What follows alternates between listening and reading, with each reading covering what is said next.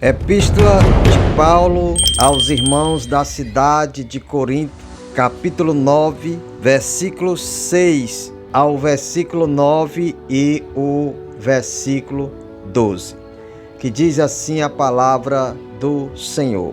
E digo isto, que o que semeia pouco também ceifará, e o que semeia em abundância também ceifará. Que cada um contribua segundo propôs no seu coração, não com tristeza ou por necessidade, ou por avareza, porque Deus ama ao que dá com alegria. Conforme o que está escrito: espalhou, deu aos pobres, e a sua justiça permanece para sempre. Versículo 12. Porque a administração desse serviço não só supre as necessidades dos santos, mas também redunda em muitas graças que se dão a Deus. Ainda há uma batalha, uma questão desnecessária por parte mais de pessoas brutas, ignorantes, que não servem a Deus, que são mesquinhas, avarentas, que são idólatras, que amam o dinheiro, que amam uma vida regalada, abundante aqui nesta terra e não conseguem se desprender dos valores terrenos, dos bens materiais, e eles preferem ir contra a verdade do que a favor da verdade, somente para não ajudar ninguém, somente para não contribuir para com a obra de Deus. Quero fazer minhas, primeiramente, as palavras da Bíblia e segundo as palavras do nosso pastor, que dias atrás ele trouxe uma mensagem, uma pregação sobre o assunto de dízimos e oferta, e eu quero trazer à baila novamente esse assunto, fazer menção do que foi falado naquela noite. Não me lembro se foi em uma oportunidade individual ou se foi ele estava no culto de doutrina. Mas dízimos e ofertas do Antigo Testamento é válido para os dias de hoje? Se faz necessário contribuir com dízimos e oferta para a casa do Senhor? Alegam uma porcentagem muito pequena desses incrédulos, avarentos, que amam o dinheiro, que amam os bens materiais, que dízimos e ofertas faziam parte da lei, está no Antigo Testamento, e que hoje na graça ninguém é obrigado a dar dízimos e oferta, e não existe dízimo no Novo Testamento, agora no tempo da graça. É bem verdade que não existe nenhuma ordenança diretamente, literalmente, um mandamento explícito de que nós devemos trazer algo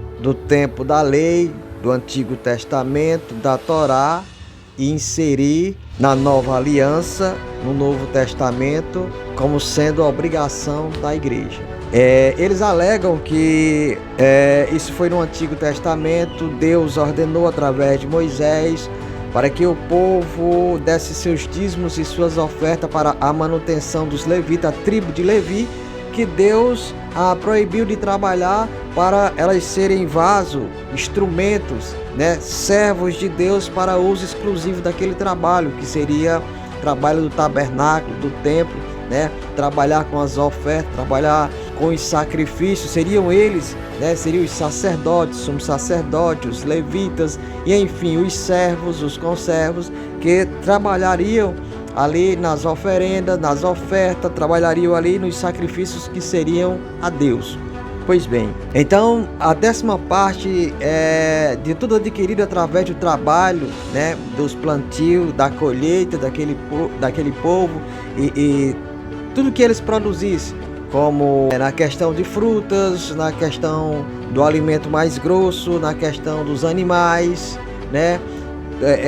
e outras coisas mais, seriam ofertado, dizimado a 10ª parte do ganho de cada pessoa, da produção de cada pessoa, seja mensal, ou anual, não sei, mas aí seriam destinado para a manutenção dos levitas. Mas nós podemos ver também que depois veio a ordenança da construção do templo. E na construção do templo, nós lemos também que foi pedido pedras, que foi pedido tecidos, panos de várias cores, que foi pedido madeira, que foi pedido couro, obra de artesão, obra de pedreiro, obra de carpinteiro. Então, das pessoas que trabalhavam fazendo molduras, né? Pessoas que trabalhavam com burrios, fazendo peças de ouro, peças de prata, peças de bronze. Então, essas profissões foram inseridas porque todas essas pessoas elas ofertavam material bruto e os profissionais iam trabalhando para a construção do templo, para a construção dos seus utensílios, do tabernáculo, da arca e assim sucessivamente. Nós vemos agora que não era só o dízimos e oferta de alimentos, do fruto, né, e do grosso, mas também já envolvia outras coisas para a construção e manutenção do templo. Agora trazendo para os nossos dias, aí as pessoas continuam dizendo, mas aí o dízimos e oferta naquele tempo era alimento. Hoje as pessoas estão pedindo dinheiro. Pois bem, não quero nem me estender muito nesse assunto, apenas em rápidas palavras deixar claro para você. Escute bem, o tabernáculo, quando antes de ser templo, era uma tenda gigantesca.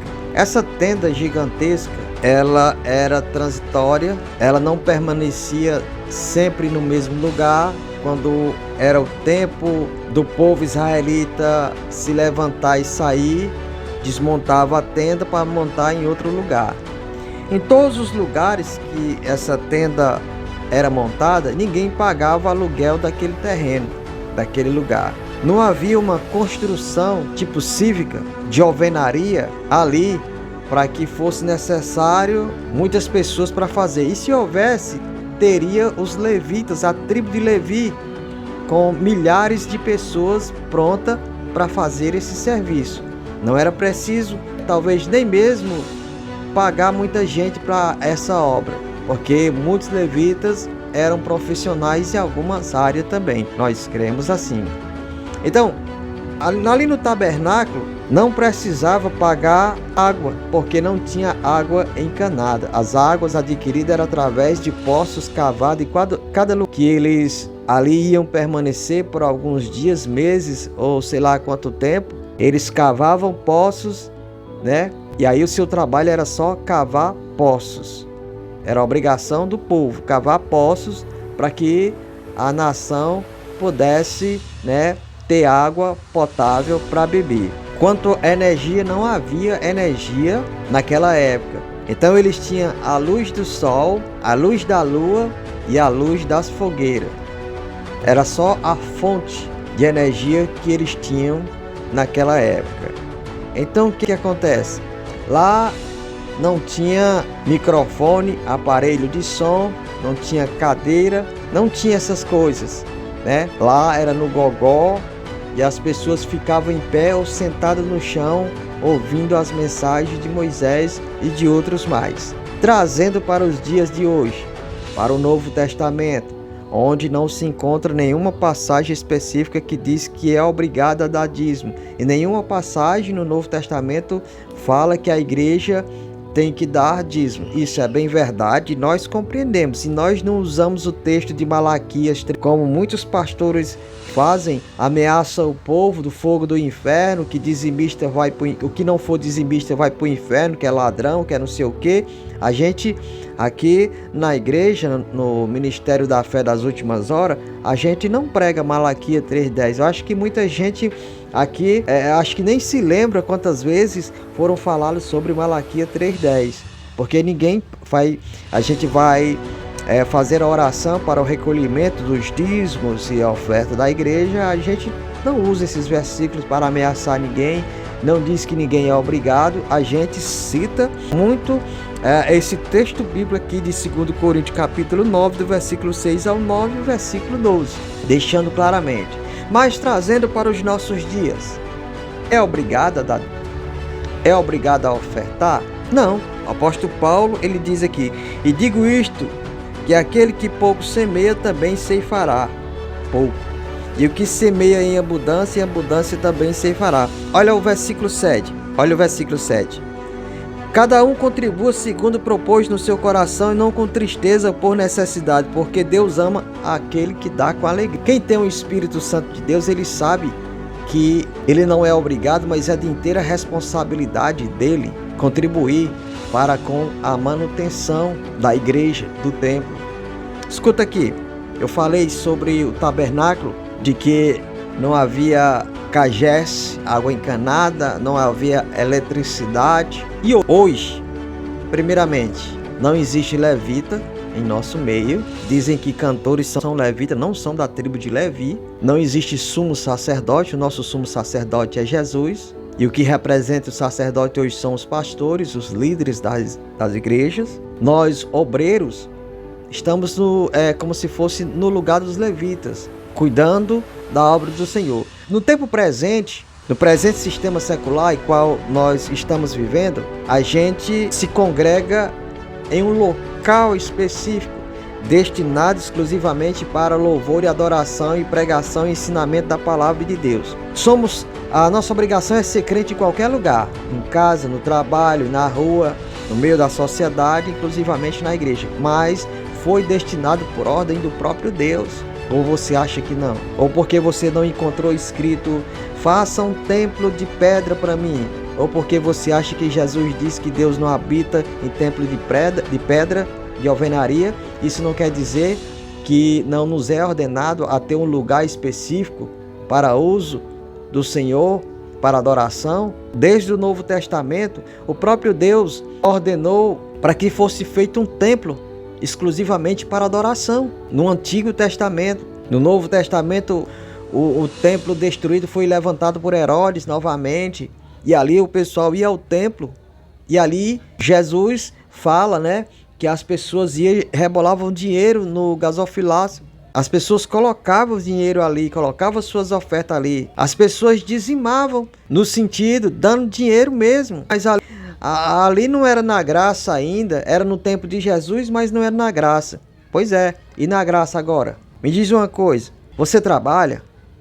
Você ganha um salário? O seu salário é arroz, feijão, farinha, açúcar, café? E quando você recebe o salário de arroz, farinha, açúcar, café, de frutas, de verduras, você vai até a Coel, a Enel, e vai pagar sua conta de luz com cereais? Você vai pagar a sua energia com cereais, porque são as ofertas do Antigo Testamento, são os dízimos? Não vai. Você não vai receber nem cereais e nem vai pagar nada com cereais. Você vai receber em espécie, em dinheiro, e vai pagar em dinheiro. Você vai manter a sua casa, a sua família com dinheiro.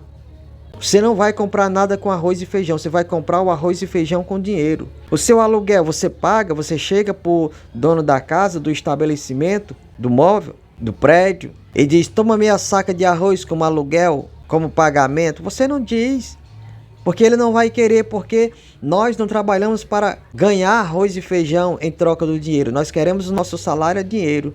Você acha que o templo, o lugar a qual desde o Antigo Testamento, por ordem de Deus, que deveria ser erigido, levantado um lugar exclusivamente para adoração, onde ele em espírito habitaria entre os seus? Você acha que hoje o templo, se ele não for um templo próprio, nós pagamos aluguel do nosso templo?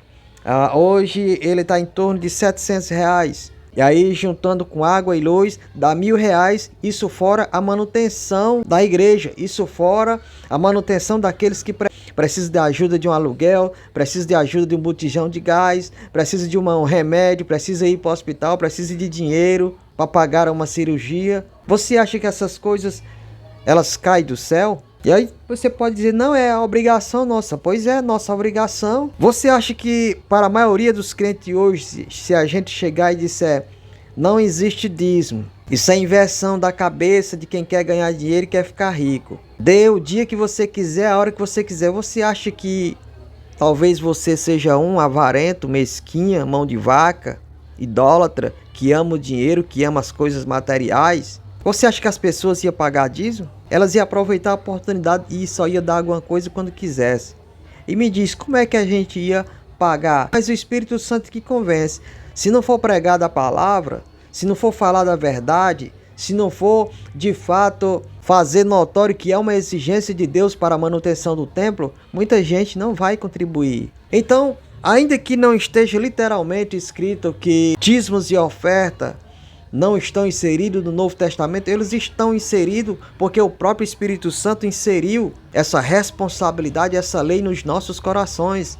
Nós sabemos claramente que nós não somos obrigados a ser dizimistas, ofertantes, mas também claramente o Espírito Santo nos constrange, falando fortemente aos nossos corações que precisamos de um lugar para adorar, para buscar a presença de Deus. A igreja tem sido um lugar não somente para adorar, para buscar a presença de Deus, mas a igreja tem sido um lugar para que almas venham se converter. Sempre uma vez por ano, ou uma vez por semana, ou uma vez por mês, aparecem pessoas buscando reconciliação, aparecem pessoas querendo aceitar a Cristo como o único e suficiente Salvador da sua vida. Aparecem pessoas querendo se congregar conosco, e assim acontece em vários ministérios. Então, você que é contra os dízimos e oferta porque não está escrito no Novo Testamento, porque não é uma regra visível, porque não está literalmente escrito que seja uma obrigação ou um mandamento de Deus, ele é um mandamento de Deus aos nossos corações pelo Espírito Santo. Você não pode arrancar isso de mim. Eu também não posso arrancar de você a ideia de que você não é obrigado a ser dizimista. Você não é obrigado a ser dizimista. Você não é obrigado a ser ofertante. Mas no dia que você se tornar um salvo, no dia que você receber verdadeiramente Jesus Cristo no seu coração, aí você vai entender, aí você vai ser um dizimista fiel, aí você vai ser um ofertante fiel, e você vai ser muito mais além disso. Você vai contribuir por fora. Você não vai só contribuir com 10% como nós falamos. Você vai contribuir com o necessário, com aquilo que estiver de acordo com as suas posses, com aquilo que estiver de acordo com o conteúdo que há no seu bolso. Porque quando o Espírito Santo trabalha na vida, no coração de uma pessoa, é assim que ela reage. Porque aquele que ama a obra de Deus, aquele que ama Deus, ama a sua obra. E o templo faz parte de tudo isso. Ou se você é crente, você vai adorar a Deus no meio da rua, fica no meio da pista, 1h da tarde, às 13 horas, meio-dia, louvando e engrandecendo o nome do Senhor, fica lá, viu? Porque lá você não vai pagar energia, lá você não vai pagar água, lá você não vai pagar prédio, lá você não vai precisar comprar cadeira, você vai levar uma cadeira de casa, lá você não vai precisar 2, 3 vezes por semana estar comprando água tratada para dar ao povo. Você leva uma garrafa de casa, a garrafa PET, 2,5 litros de água, bota para congelar, leva da sua casa, fica lá, adorando a Deus no meio da pista. Cuidado com os carros, eles não te pegar, viu? Se você não quer ser, acha que você só está conseguindo ver os falsos profetas, os ladrões, os roubadores, os falsos pastores que estão com a sua Hilux, que estão com seus apartamentos na beira da praia, que estão estocando dinheiro no exterior, que estão tirando a lã e o leite das ovelhas, deixando as ovelhas morrer de fome, de inanição, de fraqueza espiritual, e eles continuam arrancando. Se você continuar olhando só para essas pessoas, você vai estar lutando contra a igreja, porque você acaba olhando para essas pessoas e deixa de fazer aquilo que é da sua obrigação. Se você é crente, você precisa saber que se você tem o Espírito Santo, essa é uma ótima oportunidade dele abrir seus olhos e te convencer de que é uma obrigação, sim. Mas se você acredita que não é uma obrigação e que o Espírito Santo não está na sua vida, paciência. Não quer dar dízimo, não dá. Não quer contribuir, não contribua. Agora, se você acha que, não, mas eu contribuo, mas dízimo eu não dou não, eu contribuo. Contribui como? Se você não segue as regras do 10% de tudo que você ganha, aí você dá quando quer, porque você se sente que não é obrigado a dar, eu quero te dar uma notícia não muito boa. Essas tuas ofertas aí serve, juntando com outras do tempo, serve para alguma coisa. Mas se eu disser, Deus não está aceitando. Você está dando com avareza. Por que está dando com avareza? Porque o apóstolo Paulo diz que cada um contribua, propôs no seu coração. Isso não quer dizer que você vai pegar e propor no coração de seu dízimo ser de R$100, e você diz, primeiramente, não existe dízimo no Novo Testamento, e segundo, a apóstolo Paulo disse que a gente tem que contribuir segundo o que está proposto no coração. O que eu propus no coração é de dar R$2 a cada 15 dias, ou quando eu quiser dar, porque isso é o que está proposto no meu coração. Você interpreta a palavra dessa maneira? Sinto muito. O templo pode receber, o pastor pode receber essas misérias que você dá, tá entendendo? Com mesquinha, com avareza, vai servir para alguma coisa. Mas não espera a bênção de Deus, porque Deus reprova aquele que dá com tristeza, que dá por necessidade. Mas Deus ama aquele que dá com alegria. Quem dá com alegria, dá com vontade. Quem dá com alegria, propôs no coração abençoar